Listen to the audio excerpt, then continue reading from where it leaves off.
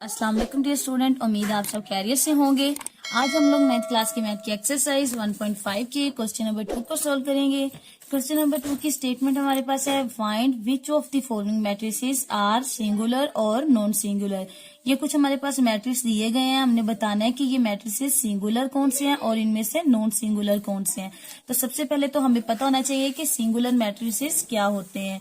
ये देखिए, singular and non singular matrices. A square matrix A is called singular. कोई भी अगर आपके पास एक स्क्वायर मैट्रिक्स दिया गया है ए, वो तभी सिंगुलर होगा if the determinant of A is equal to 0। जब हम लोग उसका डिटर्मिनेंट फाइंड आउट करें और वो 0 के इक्वल आ जाए तो वो कौन सा मैट्रिक्स होगा, सिंगुलर। और अगर किसी मैट्रिक्स का जो डिटर्मिनेंट है वो 0 के इक्वल नहीं आता तो वो मैट्रिक्स कौन से होते हैं, नॉन सिंगुलर होते हैं।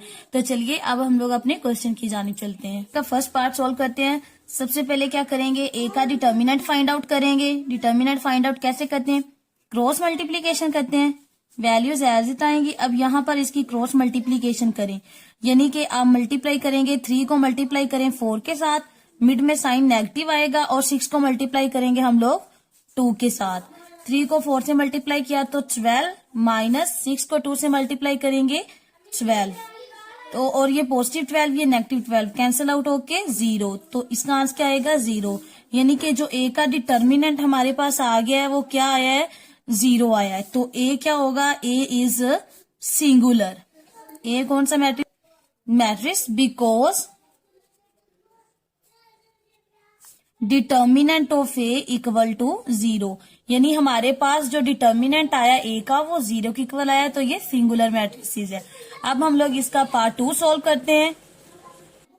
पार्ट 2 में सबसे पहले बी का डिटर्मिनेंट लेते हैं, 4, 3, 1 और 2। क्या करेंगे, इसकी क्रॉस मल्टीप्लीकेशन करेंगे। 4 को मल्टीप्लाई करेंगे 2 के साथ, मिड में साइन नेगेटिव, 1 को मल्टीप्लाई किया 3 के साथ। 4 को 2 से मल्टीप्लाई करें तो 8, और ये माइनस 3 को 1 से मल्टीप्लाई करेंगे तो 3। 8 पॉजिटिव है, माइनस का 3 है, 8 में से 3 माइनस करें तो 5।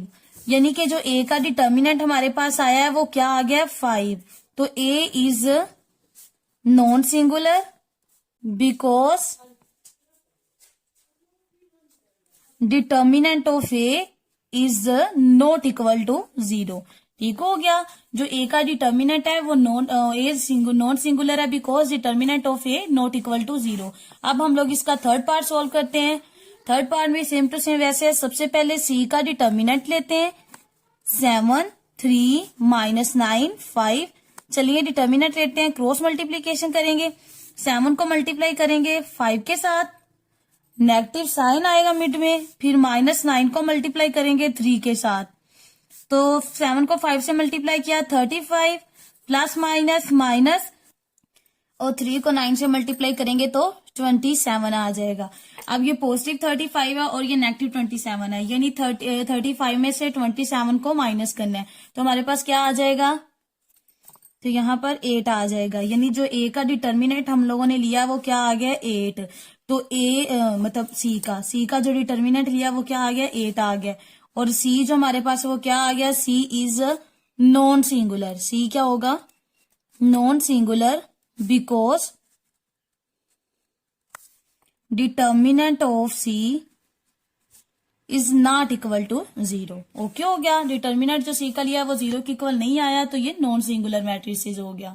अब हम लोग इसका पार्ट 4 सोल्व करते हैं। पार्ट 4 में डी का डिटर्मिनेंट लेंगे, 5, -2, -10 और 4।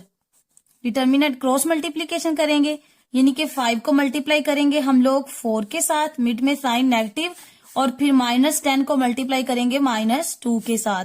अब 5 को 4 से मल्टीप्लाई करें क्या आता है, 20 आता है, माइनस माइनस प्लस, और प्लस माइनस माइनस।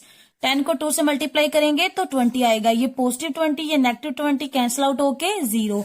यानी कि जो हम लोगों ने डी का डिटर्मिनेंट लिया है वो किसकी इक्वल आया, 0 के। तो D is singular because determinant of D is equal to 0। इस तरह हमारे पास ये एक्सरसाइज 1.5 के क्वेश्चन नंबर 2 के तमाम पार्ट सोल्व हो चुके हैं। उम्मीद है आपको इन तमाम पार्ट्स की समझ आई होगी। अगर आपको किसी भी पॉइंट की समझ नहीं आई तो आप मुझसे कमेंट सेक्शन में पूछ सकते हैं। Thank you, Allah Hafiz.